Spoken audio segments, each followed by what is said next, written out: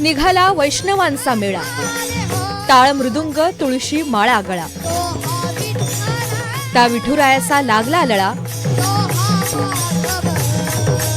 असा हा अनुपम्य रम्य सोहळा।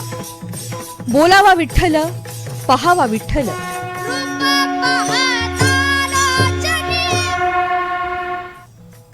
तर आषाढी एकादशीसाठी आता सर्व प्रमुख संतांच्या दिंड्या पंढरपूरकडे मार्गस्थ झाल्यात। नाशिक त्र्यंबकेश्वरून निघालेली संत श्रेष्ठ निवृत्तीनाथ महाराजांची दिंडी ही नगर तालुक्यात आली आहे। आज संध्याकाळपर्यंत ही दिंडी अहिल्यानगर शहरात दाखल होईल। अहिल्यानगरमध्ये या दिंडीचा 2 दिवस मुक्काम असणार आहे आणि उद्या मार्केट यार्ड इथे संत निवृत्तीनाथ महाराजांचा संजीवन समाधी सोहळा होणार आहे। पिंपळगाव माळवी इथून आढावा घेतलाय आमचे अहिल्यानगरचे प्रतिनिधी प्रसाद शिंदे यांनी।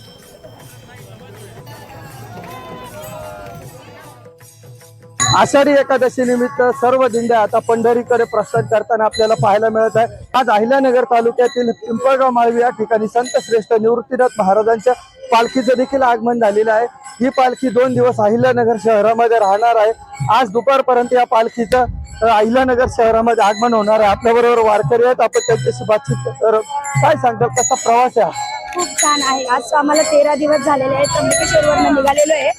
पण माऊली, पंढरीची वारी जीवनात आल्यानंतर एकदा तरी केली पाहिजे। काय तो आनंद असतो, त्या भजनाचा आनंद, तो पावसाचा आनंद। त्या आनंदामध्ये माणूस असं असतो की घरची पण आठवण येत नसते। रामकृष्ण। किती दिंड्या यामध्ये सहभागी झालेले?